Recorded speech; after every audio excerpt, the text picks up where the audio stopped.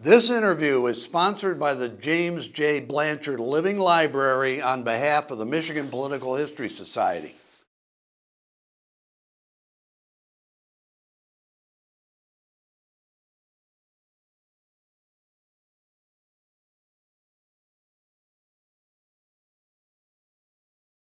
I am here today as Bill Ballinger with John J.H. Schwarz, better known to most people as Joe Schwarz. This man has been many things: doctor, mayor, state senator, congressman, you name it, he's been it, and we're going to talk about it. And Joe Schwarz, nice to have you here for the Michigan Political Thanks, Bill. History Nice to be Society. with you. Let's start with something, I just can hardly believe this. Your grandfather fought in the Civil War? Yes, Frederick Michael Schwarz from Bavaria, von Bayern, emigrated to the United States as a teenager, probably mid to late teens, and was in the Union Army in the Civil War, fought in the wilderness battles. Under Grant was the big chief of that army that fought in the wilderness, and then after the Civil War, went back to his hometown, which was Philadelphia, and became a Philadelphia policeman, and that's what he was for the remainder of his career. And he was born, what, in the early 1840s? He was born in 1841. And his wife, your grandmother, was born probably in the late 1840s or something? We think so. Yeah. Okay, and then he had some children. She had some children, the two of them. Tell me about that. They had 7 children, 5 boys and 2 girls. My father was the 7th. He was born in 1887 and ultimately became a physician and ultimately became actually one of the very early psychiatrists in the United States who actually studied psychiatry and was board certified in psychiatry, and that's what he did. He was a shrink.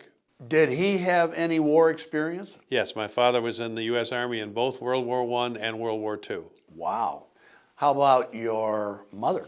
My mother was a U.S. Army nurse in World War I and World War II. Wow. So how did they get to Battle Creek? They got to Battle Creek because he was transferred to Battle Creek by the Veterans Administration. That's what he did after World War I, was go around to various places. Arizona, I know, Idaho, Maryland, Pennsylvania, and then to Michigan, and set up or expanded VA hospitals. So he came to Battle Creek in 1935, and that's where he was until the beginning of World War II. Then he was brought back into the Army, and because he was too old at that time to go overseas, he was stationed right at Fort Custer. So I spent World War II on Fort Custer, and then after World War II, he went into private practice in Battle Creek in psychiatry. So you were born at Fort Custer? I was born in Chicago. Short okay. story. All right. My mother was a 3rd cesarean section in a 42-year-old woman in 1937, and her OBGYN doctor in Battle Creek shipped her off to Chicago, and I was born at the Pasavant Hospital, which is now Pasavant Pavilion, part of the Northwestern Medical Center in Chicago. And 2 weeks later, my parents brought me home to Battle Creek by train, which I think is the beginning of my lifelong interest in railroads. You remember it even then? I do, yes, absolutely. How many brothers and sisters did you have? I have an older brother and an older sister. Okay, so you were raised starting at Fort Custer? Fort and Custer, in Battle Creek? In Fort Custer during World War II, which I remember riding around Fort Custer on my bicycle as a little 4-year-old, 5-year-old, 6-year-old. That would be about it. 7-year-old maybe, yeah, 7-year-old as well.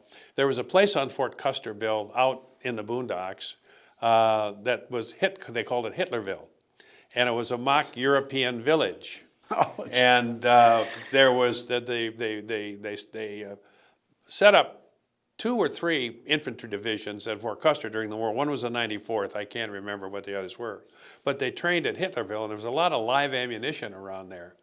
And of course, we loved to ride our bicycles out to Hitlerville when there wasn't training going on. And you know what our mothers would tell us, the kids, don't you dare go to Hitlerville. Don't do it. And you know what we did? We went to Hitlerville. Well, were your parents absent or gone from Fort Custer and Battle Creek during the war? No, they were both. They They were were there both there. My mother the was at time. Percy Jones Army Okay. Hospital Oh, in okay. Battle Creek, All right. which is now the Battle Creek Federal Center. Okay. The building that was built by Dr. John Harvey Kellogg. But that's where they were. Neither one left the country in World War II. Did your father actually know John Harvey Kellogg? Yes. What experience did he have with him? Well, John Harvey Kellogg was interested in people's mental health as well, and the Battle Creek Sanitarium was where people would come. Some of them just because it was kind of a spa, super spa, and some because they had mental problems, whether they were, had psychoses or neuroses, or some because of alcoholism. And John Harvey Kellogg and my father befriended each other, and my father did significant work at the Battle Creek Sanitarium. Now, John Harvey Kellogg died in, I believe, 1944, but one of my earliest memories is going to his home with my parents and actually shaking his hand.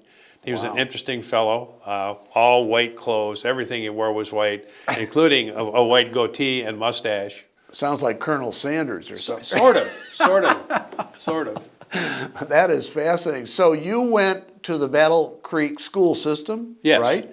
And you graduated from Battle Creek Central? Battle Creek Central. Okay, like mid-50s? 1955, yes, Okay. precisely. And then you went to the University of Michigan? Yes. What happened at the University of Michigan? Were you a jock? I went out for the football team, Bill, and played on the football team, freshman team, and then I was on the varsity my sophomore year. What position? Center. Center. Oh, okay. And that was two-way back in Okay, that yeah, day, as you can absolutely. recall. Yes, absolutely. Center and a linebacker, and up through spring practice my sophomore year.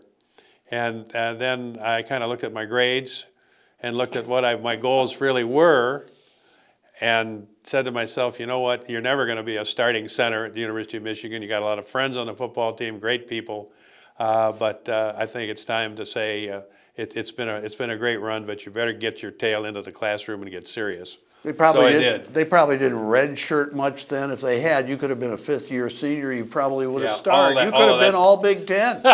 All that stuff was later. believe Okay, me. all right, okay. So you got serious and you graduated from the University of Michigan.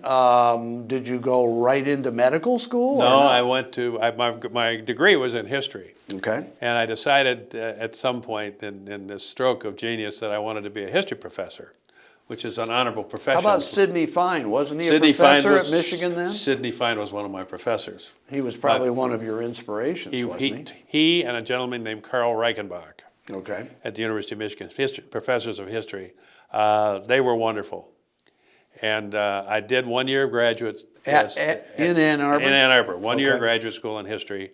And my older brother, who's 13 years older than I, who at that time was was he out of medical school? Yes, he was out of medical school. He graduated from medical school in 1952. Got to me, and my father by this time had passed away, and said, don't you think you ought to go to medical school? And I thought about it probably for 5 minutes and said, yeah, I should.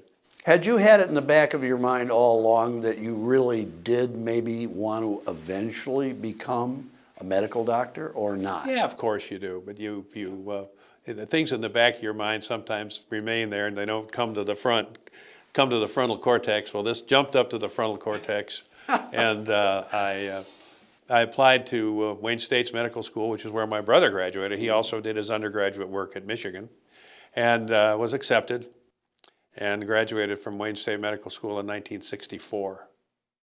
Okay, so once you got out of there, then what?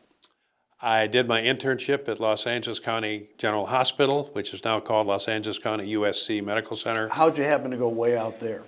Bill, remember, it was the mid-1960s, and all young men wanted to go to California. Oh, okay. So I think there were 15 or 16 of my graduating class at Wayne State's Medical School in 1964, which was 113, I remember the number. Right.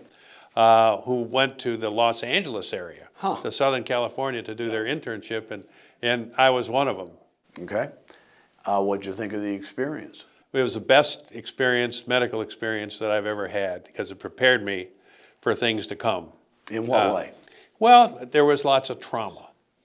There were lots of people who were really sick. There were lots of opportunities for an intern to be hands-on in the operating room, in the emergency room. The instruction was exceptionally good because the physicians who were at that hospital knew how to do things, knew how to take care of people who were really sick or who were badly injured. So it was a great, great year. How long were you there? Just 1 One year? year.